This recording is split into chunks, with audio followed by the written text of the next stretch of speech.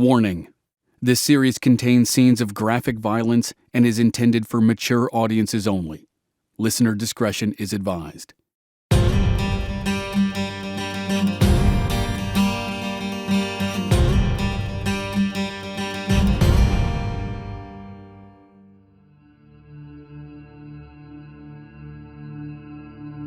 By Richard Kuklinski's accounts, before he turned 25, he had killed nearly 100 people. Some he tortured, some he shot, some he stabbed.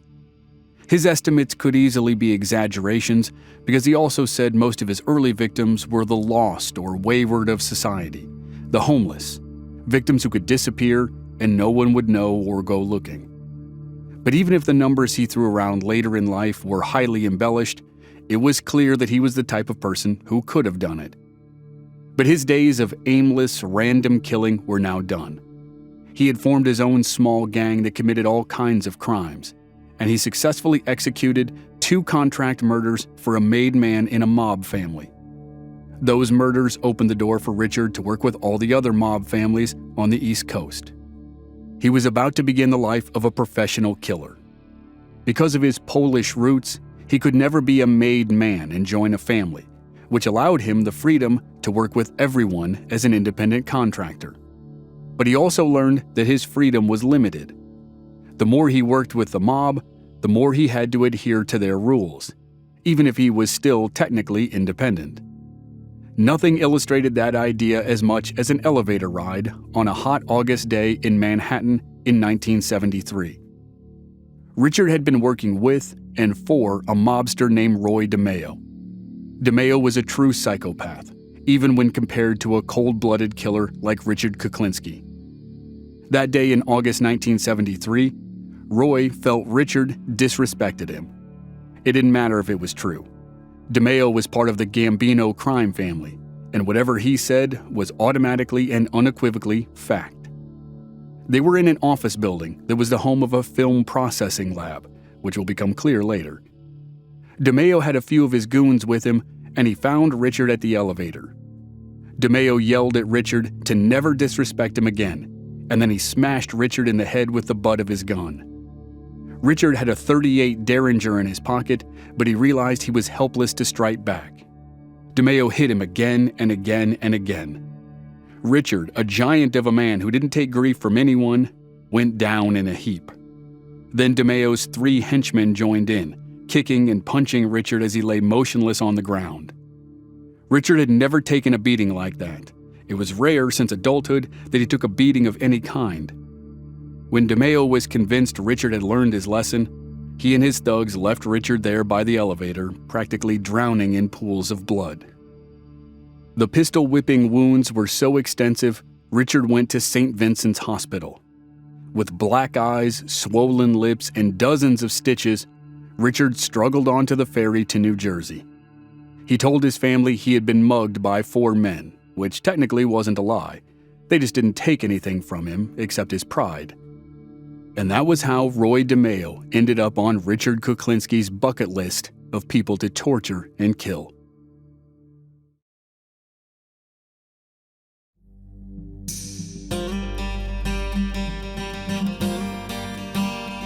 From Black Barrel Media, this is Infamous America. I'm your host, Chris Wimmer, and this season we're telling the story of one of the most prolific, notorious, and terrifying mafia hitmen of all time, the Iceman. This is Episode 2, Killer Instincts.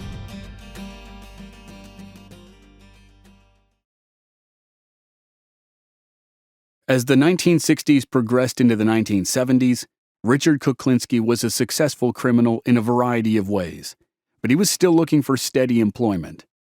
Soon, he wouldn't need a day job because he would be a high-paid killer, but for now, he still needed to provide for his wife Barbara and their young daughter. Barbara's uncle, Tony, offered to help. He got Richard a job at the 20th Century Deluxe Film Lab in Manhattan. Commuting into the city wasn't appealing, but Richard took the bus every day. At first, Richard moved and shelved boxes and large reels of film, but he was always angling for more. After hours, another employee showed Richard how to make prints of film reels, and soon Richard graduated into that new role. But he still wanted more. The lab printed all of Walt Disney's films, and before long, Richard was selling pirated prints of Cinderella and Pinocchio as a lucrative side hustle. Richard soon parlayed that into running a production company that made pornographic movies. The man who put up the money for production was Richard's new partner, Roy DeMeo. Richard's wife introduced the two men, and Richard quickly determined that Roy DeMeo was the meanest gangster he'd ever met. DeMeo was a bully from the Canarsie neighborhood of Brooklyn whose temper rivaled Richard's. Roy had a singular goal: to be a made man in the Gambino crime family. As such, he was willing to do anything, no matter how bloody or gory. He was a former butcher, and he used his skills to devastating effect as a hitman. He chopped up his victims, usually into 6 convenient pieces: arms, legs, head, and torso. He called it disassembling, after which he dumped the pieces in different places.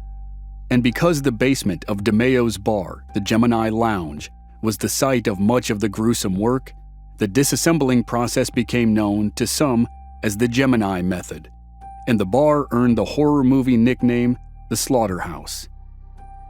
DeMeo became the premier assassin for the Gambino family. His reputation as a brutal killer was universal, and he was now Richard's business partner. Soon afterward, in August of 1973, Roy DeMeo and his goons beat the hell out of Richard near the elevator in the film lab building, and Richard was powerless to stop it. He also couldn't back out of the partnership, so for the time being, he just had to accept it and do whatever Roy wanted. And at that moment, Roy needed help. A porn distributor named Paul Rothenberg was causing trouble. Rothenberg was a stocky, belligerent man with a nose that resembled a badminton birdie. Although the distribution of pornography wasn't illegal, Rothenberg liked to branch out into films that, let's say, pushed the envelope. Those types of films were grounds for his arrest. The police raided a film lab and confiscated truckloads of film. According to Rothenberg's lawyer, the haul was valued at $250,000. The authorities were sure the Gambino family was involved, but they needed proof. They found it in Rothenberg's business account books. Several checks were made out to Roy DeMeo, who was a known member of the Gambino family. Rothenberg once claimed he knew too much for anyone to hurt him, but Roy DeMeo was about to prove him wrong.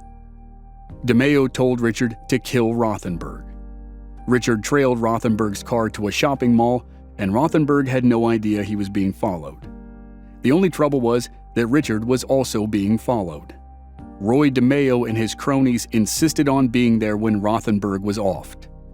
That didn't go over well with Richard. Mob or no mob, he didn't want any witnesses to his crime. But again, he had no choice. In the shopping mall parking lot, Rothenberg got out of his car and Richard followed on foot. Rothenberg spotted the 6'5" Richard Kuklinski and headed toward an alley, looking over his shoulder, terrified of what was about to happen. Rothenberg was now running and drenched in sweat. Richard followed him into the alley, fired twice with a .38, and that was that. He disposed of the gun and headed back to his van. Roy DeMeo saw the whole thing and was impressed. Richard didn't expect any payment for the hit. Technically, it was a favor, but it's not like Richard was in a position to say no to Roy DeMeo. Even still, Roy repaid the favor by forgiving the $50,000 Richard owed him for their porn distribution partnership. Richard proved he was reliable, silent, and efficient. And with that, he became a top hitman for the Gambino family, and they sent him all over the country to eliminate problems.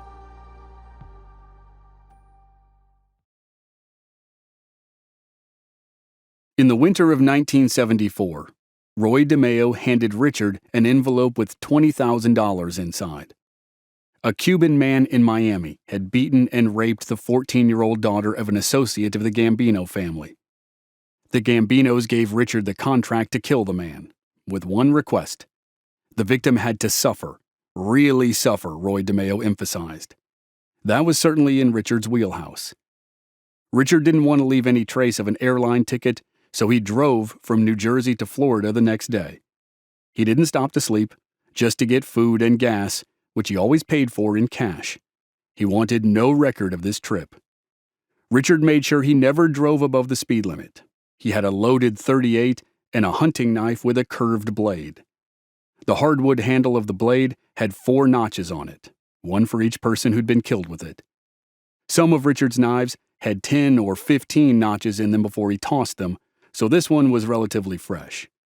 Because Richard especially hated rapists, he had extra rage boiling inside him. That's why he wanted to do this job with a knife. It was more personal. The Castaways was a 3-story, nautical-themed hotel near the ocean. Richard checked into a hotel nearby and drove to the Castaways parking lot. There was no photo of the Cuban man, but Richard knew the make and license plate number of his car. Richard was told it would be parked in the area designated for employees, but the car wasn't there. Richard discovered that there were 2 shifts for employees, the day shift and the night shift. The changeover between the shifts happened at 4 p.m., so Richard returned to the parking lot at 3:30. Sure enough, the man pulled into the lot to begin work on the nighttime shift, and that was the last shift he ever worked. The man was tall and thin, and as he stepped out of his beat-up red Chevy, Richard smiled at him. But the man was safe for the moment. There was too much activity in the parking lot for Richard to do anything. At 11:30 p.m., half an hour before the night shift ended, Richard was back in the Castaways parking lot. He parked his van as close to the Cuban man's car as possible, then walked to the red Chevy and punctured one of its tires. He returned to his van and waited. Near midnight, the man walked out to his car and saw the flat tire.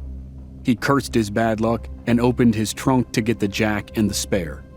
As he pulled the spare tire out, Richard appeared out of the darkness and jammed the .38 into the man's lower back. He said, "My friend, I need you to come with me." Richard marched the man to the van and shoved him inside. He quickly handcuffed the man, jammed a sock in his mouth, and taped it shut with duct tape. In less than 2 minutes, Richard drove out of the parking lot. He drove to a desolate part of Miami Beach where it was silent except for an occasional ocean wave. Richard put on blue plastic gloves, yanked the rapist out of the van, and tied him to a palm tree with some rope. Richard announced, "Let's get started," and he went to work with the knife. We'll spare you the gory details, but the man lost the offending piece of his anatomy. Richard made more cuts and used kosher salt to make the wounds hurt as much as possible.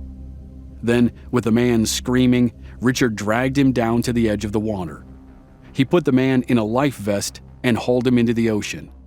The life vest, Richard explained, was because he did not want the man to drown.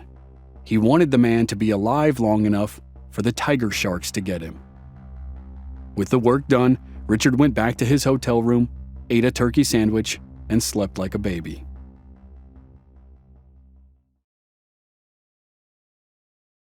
Richard owned a small spiral notebook and wrote down new ways to torture and kill. A lot of his inspirations came from TV. The idea of using salt on the man's wounds in Miami came from a pirate movie. Pouring hot water into people's noses came from another film. Oddly, his main inspiration may have been cartoons. Throwing people out windows, planting booby traps, and using fire all came from watching The Roadrunner in the Looney Tunes cartoons. As Richard's murder business expanded, contracts rolled in from all over the country and then started to trickle in from South America and Europe. But it was one close to home that led to Richard's first experiment with what became his most notorious trademark. A made man in New Jersey had a beautiful 19-year-old daughter who had started seeing an older man. The guy was an obvious player, and one day, the girl's father took the guy aside and asked his intentions.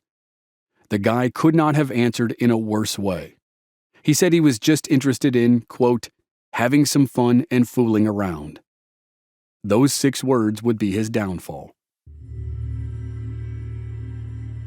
The girl's father was introduced to Richard, and the father said he wanted the boyfriend to disappear. Again, the victim had to suffer first. 2 days later, Richard abducted the boyfriend.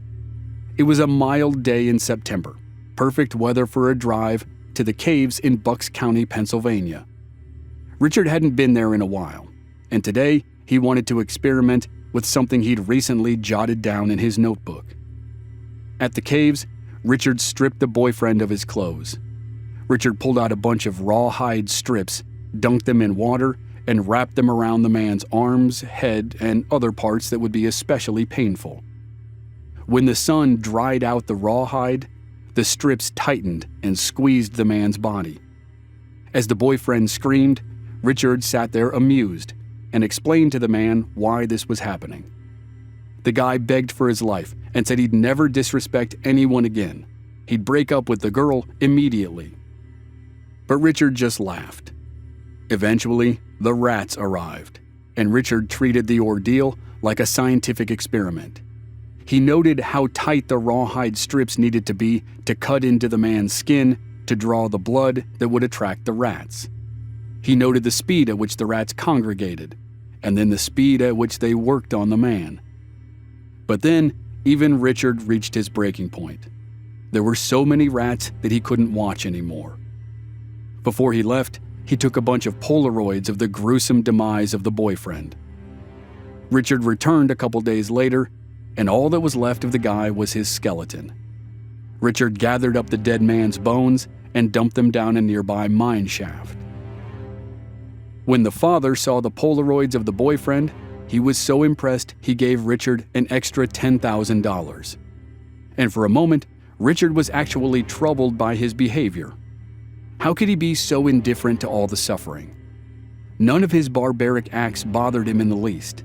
He was unflinching, unfeeling, and unrepentant. Was there something wrong with him? And if so, was there anything he could do about it? The moment of self-reflection was a good thing, but it was fleeting. Instead of changing, he embraced the caves and the rats. He took more and more victims out to the caves. And his method of proof evolved with the times, from Polaroid cameras to film cameras to video cameras. Richard showed one of the rat movies to Roy DeMeo, the psychopath who dismembered victims in a bar nicknamed the Slaughterhouse, and DeMeo had to leave the room. Nonetheless, the sick creativity of Richard Kuklinski earned him bonus points with the mobster. DeMeo was the one who bragged to his crew that Richard was Ice, the ultimate compliment for a hitman and likely the beginning of Richard's unofficial nickname, the Iceman.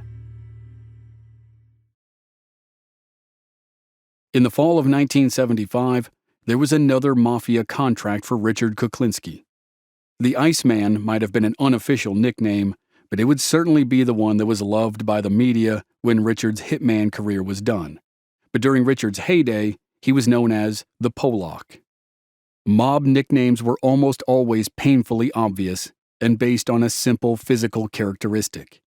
If you remember the movie Goodfellas, when Ray Liotta's character introduces the audience to all the wise guys in the restaurant for the first time, one of the guys is nicknamed Jimmy Two Times because he says everything twice. And that's exactly how it was. Richard hated his nickname, but it was better than anyone knowing his real name.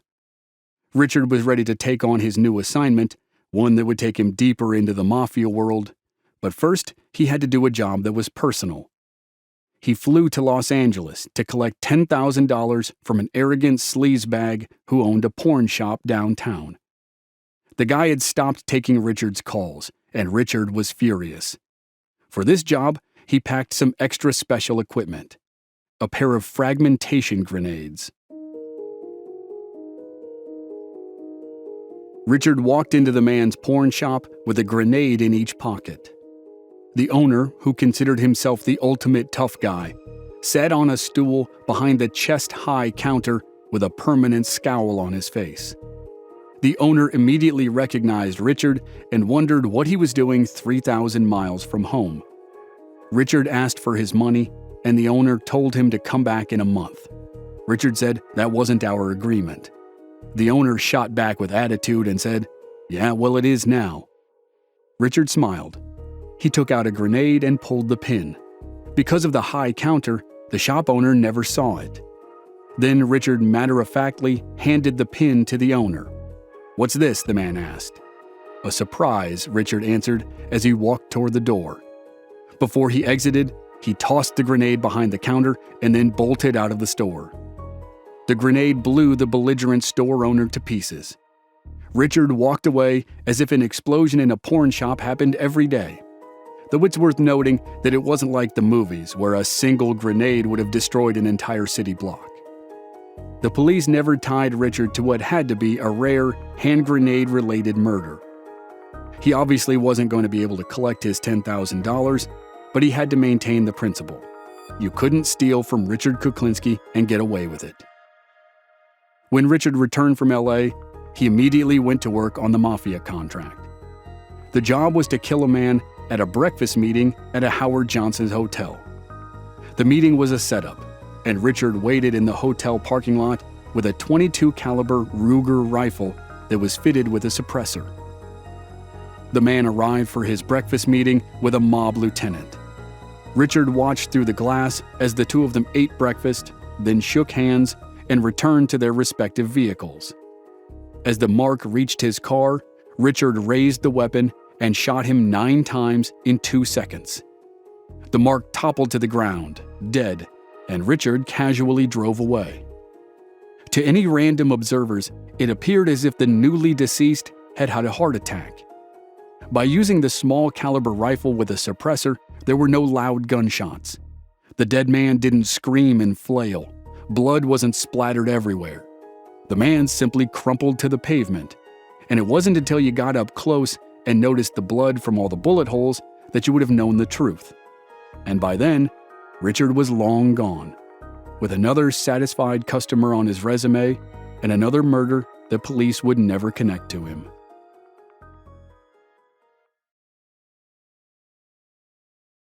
A year after Richard sniped a guy in a Howard Johnson parking lot, Carlo Gambino died, and the effect was like a slow-moving earthquake that radiated through the mafia and shook the underworld for the next 10 years. Carlo Gambino was a small, frail man who dressed and acted like a simple peasant from Sicily. The reality was, he ran the biggest and most successful of the 5 New York crime families. The family was named after him because he was the boss in 1963 during what were known as the McClellan hearings. Arkansas Senator John McClellan chaired a series of government hearings that brought the mafia into the public eye for the first time.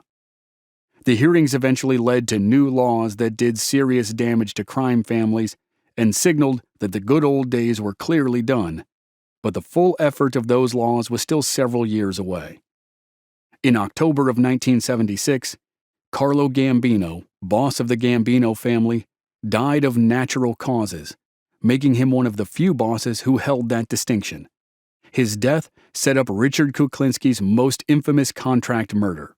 And even though it wouldn't happen for nearly a decade, the foundation of the hit was laid right here, behind the scenes of the biggest transition of power. In hindsight, Carlo Gambino made 2 mistakes before he died. He allowed John Gotti to become a made man, and he passed the mantle of leadership to his brother-in-law, Paul Castellano. Gotti's family was from Naples, Italy, and traditionally, a guy who wanted to become a made man, a full official member of a crime family, had to trace his roots to Sicily. But in Gotti's case, Carlo Gambino made an exception. Carlo's nephew, Sal, had been kidnapped, and then, after the ransom was paid, he was murdered anyway. John Gotti quickly stepped in and killed the kidnapper. That endeared him to the entire Gambino family, and Carlo let him in, despite his non-Sicilian roots. John Gotti's story would become one of the most infamous in mafia history, but much of it is many years down the road. For now, few people had a problem with his inclusion. But the other mistake caused immediate problems. Paul Castellano was 61 years old. He was tall and thin, and he owned a butcher shop in the Bensonhurst section of Brooklyn.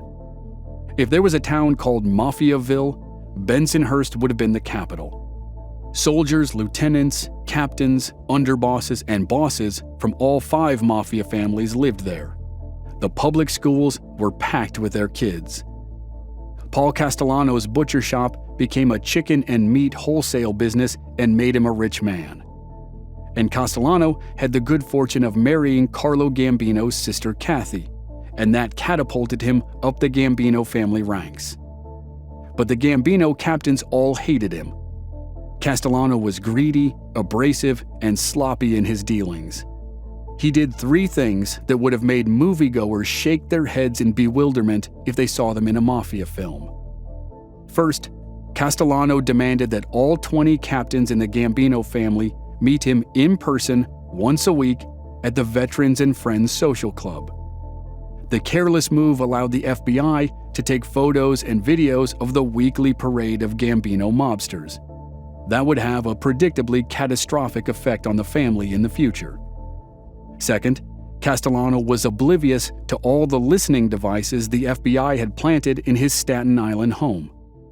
Not only was the FBI starting to identify and track all the members of the family because of the weekly meetings, now it was hearing details of all kinds of criminal activity. And third, Castellano was having an affair with his Colombian housekeeper. He was cheating on Carlo Gambino's sister, in their home, sometimes while Kathy Gambino was at the house. And of course, the FBI had recordings of all of it. So, that was the situation with the Gambino crime family in late 1976. Though it was a slight exaggeration to say all the captains hated Paul Castellano. Nino Gaggi didn't hate him, because Nino thought Castellano's elevation placed him one step closer to the throne. And one of the best earners in Nino's crew was a psycho named Roy DeMeo, who desperately wanted to be a made man. And Roy would continue to lean on Richard Kuklinski to help him earn his stripes.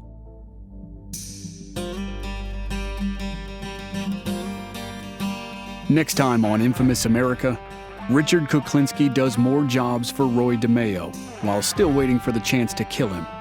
And Richard expands his methods beyond guns and knives and rats. He discovers the beauty of poisons, but goes back to the old ways for one of the most infamous mafia assassinations of all time. That's next week on Infamous America.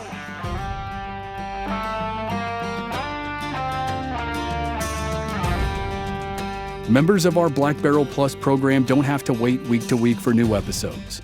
They receive the entire season to binge all at once with no commercials, and they also receive exclusive bonus episodes. Sign up now through the link in the show notes or on our website, blackbarrelmedia.com. Memberships begin at just $5 per month. This series was researched and written by Brian Fraser. Original music by Rob Valier. I'm your host and producer, Chris Wimmer. Find us at our website, blackbarrelmedia.com, or on our social media channels. We're Black Barrel Media on Facebook and Instagram, and B Barrel Media on Twitter. And you can stream all our episodes on YouTube. Just search for Infamous America Podcast. Thanks for listening.